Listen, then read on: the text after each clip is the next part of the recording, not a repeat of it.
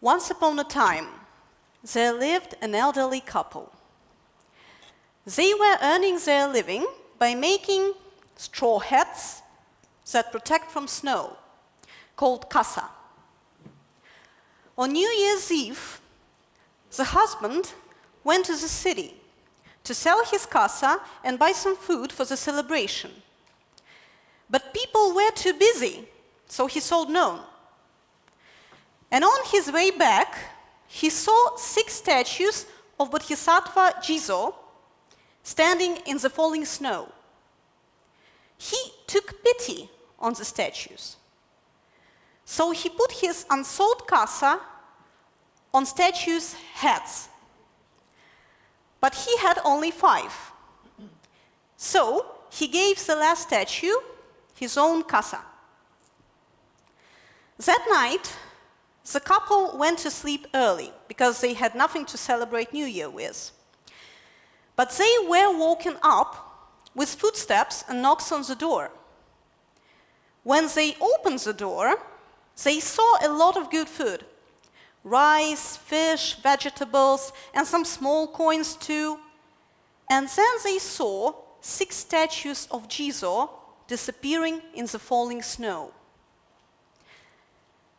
The story is called Kasa Jizō, and I am sure that every Japanese has read it or heard it at least once. What intrigues me the most in this story is the lack of extraordinary. Of course, it features statues that walk by themselves, but nothing more extraordinary happens. Bodhisattva Jizō doesn't appear in all his splendor and glory. The reward that the elderly couple get is something you could expect from a wealthy neighbor. Moreover, nothing indicates that the old man expected something like this to happen. He didn't pray. He took pity. So the story about Kasa Jizō can be understood as not a story about someone rewarded for faith. It is a story about someone rewarded for kindness and compassion. When I read the story first, I thought that the emphasis on the statues was very interesting. So I decided to come to Japan and study the statues of Bodhisattva Jizō. So, what is Bodhisattva Jizō? Actually, Bodhisattva Jizō came from India through China and Korea. But nowhere beneath Japan has it gained such popularity. In Japan, Jizō is a universal savior. He can help you in childbirth or guide you in the afterlife. And there are hundreds of miraculous statues of Jizō in Japan. But I was interested in study on a more local level. So I chose Tendai as my destination, a city with no prominent Jizō statues, and I concentrated on local temples that depend on their parishioners. And here, my research took a very unpredicted turn. So, the first temple I visited was Gakuin. It featured one big statue of Bodhisattva Jizō, mentioned in some books about stone statues. But when I came there, I found 43 statues of Jizō. And this is not a record. The biggest quantity of statues per temple that I have recorded was 169. The majority of these statues are like this. You can see it. They're small, about 50 centimeters, sometimes even smaller, and they can stand near the entrance or form a row towards the main hall. Sometimes they're just scattered around temple's territory. I searched for some information about them, and I found very little. Some researchers thought that they might be important, but almost nobody made them the topic of the research. Well, I did, and that wasn't easy. Because even my informants thought that they're not important. Well, they are just there. This was the most prominent reply I received. When I asked, where do these statues come from? But gradually, bit by bit, I got information, and finally I had my story. Beautiful, solemn, and somehow inspiring, at least for me. So the majority of these statues were used as tombstones, mostly, although not exclusively, for small children.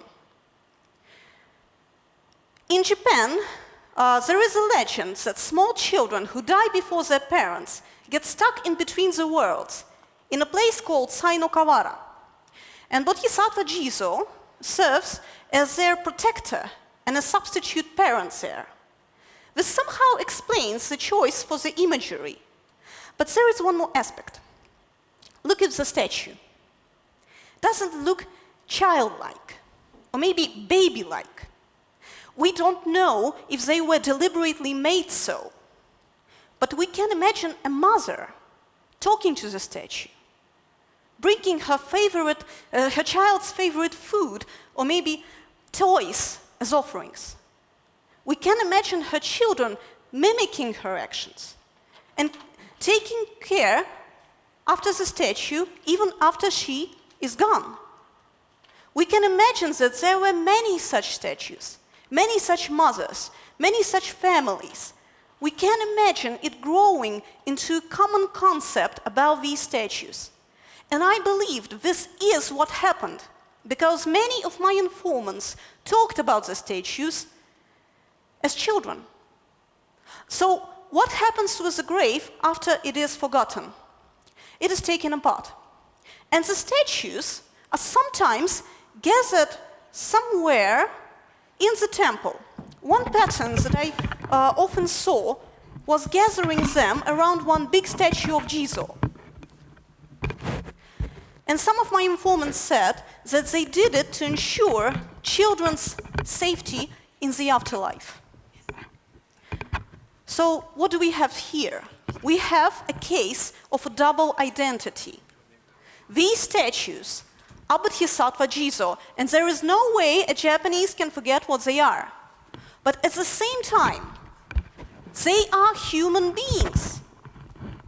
The most vulnerable human beings we can imagine, small children. So when you see a big statue surrounded by small statues, it's Bodhisattva surrounded by small creatures who desperately need for help. But these creatures are Bodhisattvas themselves. During my research, there were times when I was just overwhelmed by emotions. It could be fueled by finding some personal information on tombstones, child's name, maybe age.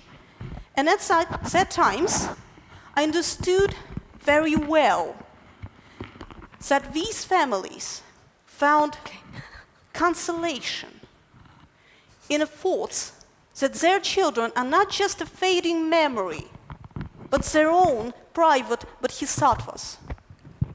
And the imagery is still useful today in grief care. We can see small statues or figurines on altars of women who survived stillbirth or abortion. Some organizations, like Café de Monk, make workshops in which people can make these statues themselves as memorials for someone they lost. These statues are very interactive. You can touch them, you can hold them, you can dress them. And by this, you can connect one more time with your beloved ones. So, why am I telling all of this here? I am often asked, do we still need religion in 21st century? I think that the question gets it all wrong. Yes, we can survive without religion. There are many people who do not need religion. And there are no less people who find something dear in religious concepts. Religion is an important part of their lives. And even if you're an atheist, you communicate with them. You're influenced by them. So instead of just ignoring the fact, I think it's better to get to know, to understand what they believe in and how it shapes their and apparently your world. And moreover, religious concepts are not just about faith. Remember, at the beginning of my talk, I told you a story about Casa Jizō. Stories like these, about deities in disguise, are present in almost all religions. And they teach us two very important things. One, of course, they teach us to be kind and compassionate.